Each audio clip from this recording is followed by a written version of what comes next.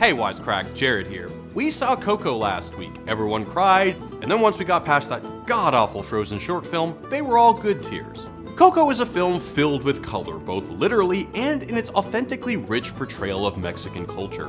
But aside from the heartstring-tugging moments and gorgeous animation, it also presents a really interesting perspective on death that we don't often see in cinema. Welcome to this quick take on Coco, and prepare for major spoilers. Also warning, I'm gonna butcher all the Mexican names. I'm a gringo, sue me.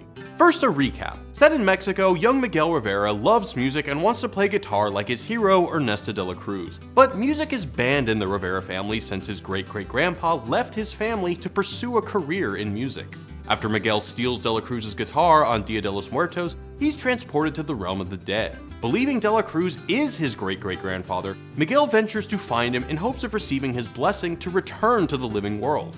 Getting to this mega celeb is a hell of a challenge, but luckily his new pal Hector agrees to help him in exchange for putting up Hector's photo on his family's ofrenda, a shrine with pictures of departed ancestors, so he's not forgotten and is able to visit the land of the living to see his daughter. Stuff happens, and it turns out that Miguel's great-great-grandfather is not Ernesto, but Hector, whose beloved daughter is Miguel's great-grandmother Coco. De La Cruz murdered Hector, stole his songs, his guitar, and ultimately his chance to be remembered by his family. Miguel returns to the land of the living, sparks Coco's memory of her father by singing, puts Hector's picture on the ofrenda, and they all live, or die, happily ever after. As evidenced by the number of hipster sugar skull tattoos I see in Los Angeles, many Americans are fascinated by Dia de los Muertos, and Coco isn't the first animated film that makes use of that setting. In 2014, 20th Century Fox put out a movie called The Book of Life, which also features a boy who eschews family tradition to pursue music, is transported to the land of the dead on Dia de los Muertos, and requires the help of his ancestors to return to the world of the living. Even though these films feature similar plots, they couldn't be more different in their portrayal of death. In The Book of Life, Manolo's dead ancestors basically exist only to assist in his journey and give the producers an excuse to cast Ice Cube. You are writing your own story.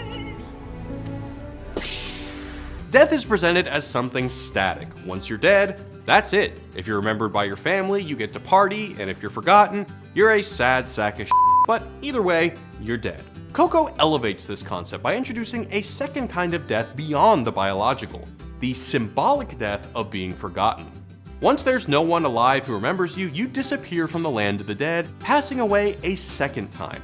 That second death is brought on solely through relationships to others. In Coco, it's people's memories that mark the difference between life and death. An interesting way to think about this is through the lens of philosopher Jean Baudrillard, who talks about death as a kind of social relation.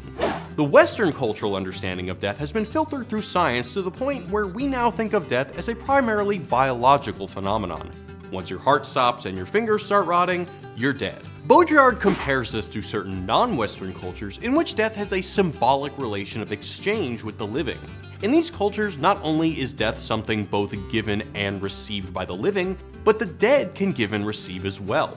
Coco explores this system of mutual exchange between the living and the dead.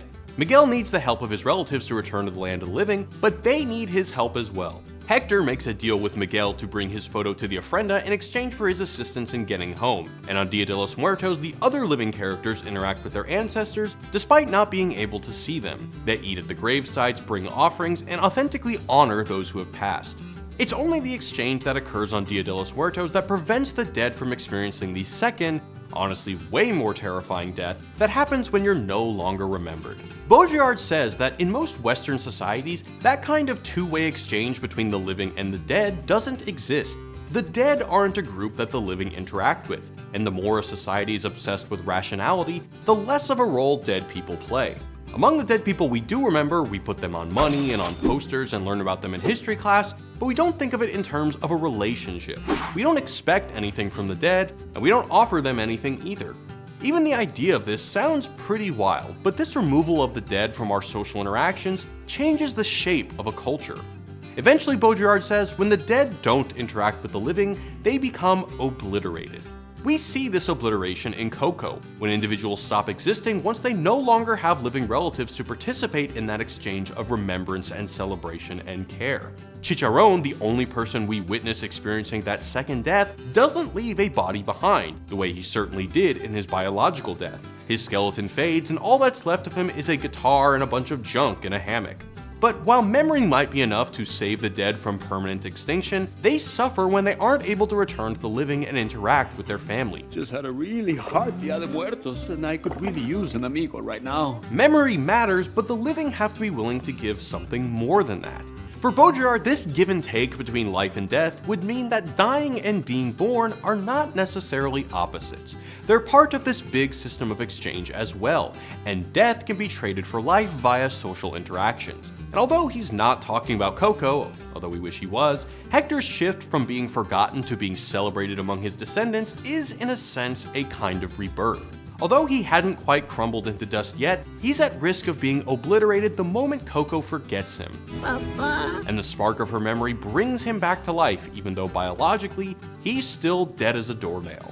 When Coco herself eventually dies, she's reunited with her parents in the land of the dead. She's their child again, even though she looks about twice their age combined. With them, she makes her journey back to the land of the living for their yearly visit. The fruitful exchange of Dia de los Muertos still involves Coco, but now from the other side of the ofrenda. There's a reason that people cry when Miguel sings "Remember Me" at the end of the film. It's a moment of connection between Coco and her long-gone father, but it's also a command to all of us not to forget the dead. The performance of the song brings symbolic life back to Hector, but the words of the song itself celebrate the importance of life beyond death. For a kids movie, that's pretty damn profound, although, coming from Pixar, we wouldn't expect anything less. Coco gives us all the good stuff, sweeping musical scores and shots so colorful it's like shooting up a box of Crayolas. But it also makes us think, is true death when your heart stops beating, or when there's nothing left of you in people's memories? Is the mark you leave on the world really its own kind of immortality? Thanks for watching, guys. I hope you loved Coco as much as we did. Peace.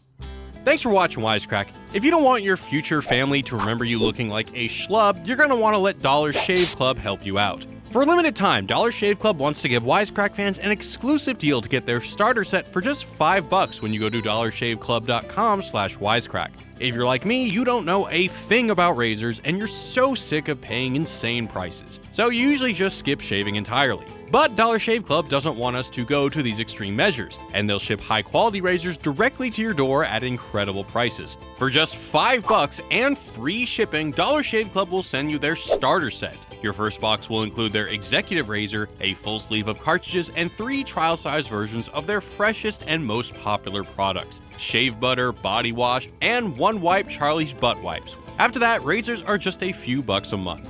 I've tried tons of razors in my day to combat my chronic neck beard, and none of them have combined the value and the quality like the ones from Dollar Shave Club. Plus, it's not just razors and butt wipes. They've got lotions, hair gels, toothpaste, and more. Treat yourself or friends with gift memberships and e-gift cards. So head over to dollarshaveclub.com/wisecrack to start saving time and money and get your exclusive $5 starter kit. Thanks to Dollar Shave Club for sponsoring this video. We've got tons of great stuff on the way, y'all, including videos on Up, Wonder Woman, and more. So if you haven't already, be sure to subscribe and ring that bell. Catch y'all next time. Peace.